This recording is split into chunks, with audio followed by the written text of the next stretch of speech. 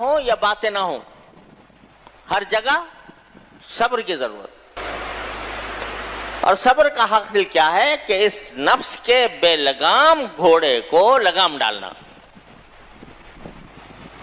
یہ ہمارا جو نفس ہے نا، یہ بے لگام گھوڑا ہے، کبھی شہوتیں پیدا کرتا ہے اور شہوتوں کے ذریعے حرام کاموں پر آمادہ کرتا ہے، کبھی غصہ پیدا کرتا ہے، غصے کے ذریعے ہمیں حرام کاموں پر آمادہ کرتا ہے، کبھی لذتوں کی طرف لے جاتا ہے، ان لذتوں کا لالچ دلا کر ہم سے حرام کام کراتا ہے۔ یہ سب کام جو ہو رہے ہیں یہ ہمارا نفس کرا رہا ہے، نفس کا گھوڑا بے قابو۔ اس بے قابو کو قابو میں لانا، اس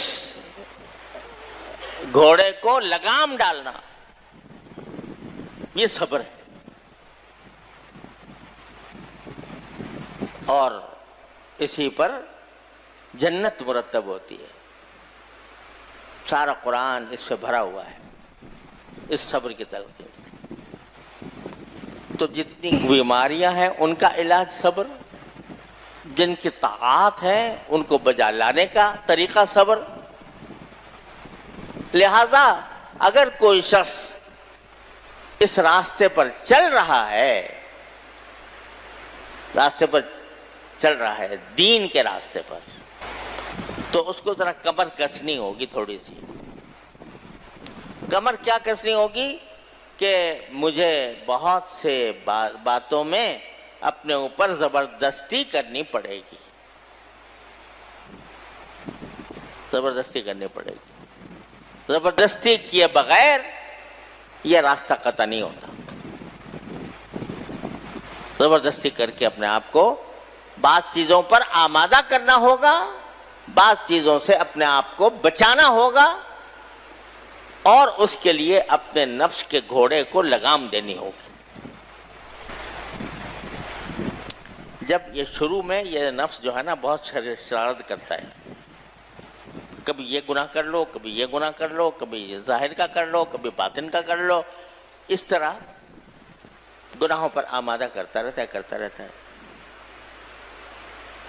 یہ نفس لوامہ ہے، نفس امارہ ہے، یہ گناہ پر آمادہ کر رہا ہے۔ جب اللہ تبارک و تعالی دل میں ڈال دیتے ہیں کہ بھائی اس طرح اس کے پیچھے نہ چلو، نفس کے پیچھے جس طرح چل رہے ہو، کسی اللہ والے کی صحبت کے نتیجے میں، کسی تعلیم کے نتیجے میں، کسی بھی اللہ تعالیٰ کے براہ راست رحمت کے نتیجے میں بندے کے اندر خیال پیدا ہونے لگتا ہے، یار اس طرح نہیں چلنا، ہر بات اس کی نہیں ماننی۔ اگر مان لی تو اس پر ندامت ہو رہی ہے، اس پر شرم آ رہی ہے، اس پر رو رہا ہے، گڑ گڑا رہا ہے اللہ تعالیٰ کے سامنے، تو معلوم ہوا کہ اب راستہ کسی قدر درست ہوا، تو یہ نفس لوامہ بن گیا۔ یہ نفس لوامہ بن گیا یعنی اب اس نفس کو ایک تربیت کے دور میں داخل ہو گیا، تو کہ انسان کو ملامت بھی کرتا ہے، یار تو نے کیسے کر گزرا یہ کام، کیسے کر گزرا، آئندہ نہیں کرنا۔ تو یہ اس دور میں کیا ہوتا ہے کہ یہ نفس جو ہے انسان کو کبھی بہکاتا بھی ہے اور کبھی ندامت بھی کی طرف پر بھی آمادہ کرتا ہے۔ تو کبھی لڑائی ہوتی ہے، نفس لوامہ کے دور میں لڑائی ہوتی ہے بندے میں اور اس کے نفس اور شیطان کے درمیان۔ اب اس لڑائی میں، کشتی میں، کبھی اس نے گرا لیا، کبھی اس نے گرا لیا۔ لیکن اگر اس کے گرانے کے وجہ سے مایوس ہو کے بیٹھ گیا تو اس کا مطلب یہ کہ وہ جیت گیا، اور اگر مایوس نہ ہوا بلکہ کہا کہ اچھا اس نے مجھے ایک مرتبہ گرایا، میں اس کو 2 مرتبہ گراؤں گا، تو پھر رفتہ رفتہ وہ گراتا اس کے گرانے کے واقعات کم ہو جاتے ہیں اور بندے کے گرانے کے واقعات زیادہ ہو جاتے ہیں. یہاں تک کہ ہوتے ہوتے ہوتے ہوتے پھر بس وہ تو گر ہی جاتا ہے نفس، تقریباً گر جاتا ہے. لڑائی میں پھر یہ غالب آ جاتا ہے اور وہ گر جاتا ہے. جب گر گیا پھر دل جو ہے ماشاءاللہ مطمئن ہو گیا. اللہ تعالیٰ کا جو میں کہہ رہا تھا اخبار، اللہ تعالیٰ کی طرف رجوع اور جھکنے کے بعد مطمئن ہو جانا، تو یہ ہے نفس مطمئنہ. اللہ تعالیٰ ہم سب کو عطا فرما دے اپنے رحمت سے. یہی وہ نفس مطمئنہ ہے جس کو خطاب کیا جائے گا مرتے وقت، یا ایتھا النفس المطمئنہ ارجعی الی ربک راضیۃ مرضیہ. اے نفس مطمئنہ آج اپنے پروردگار کی طرف لوٹ آ.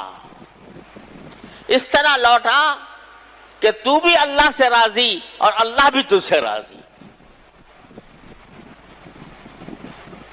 فادخلی فی عبادی وادخلی جنتی.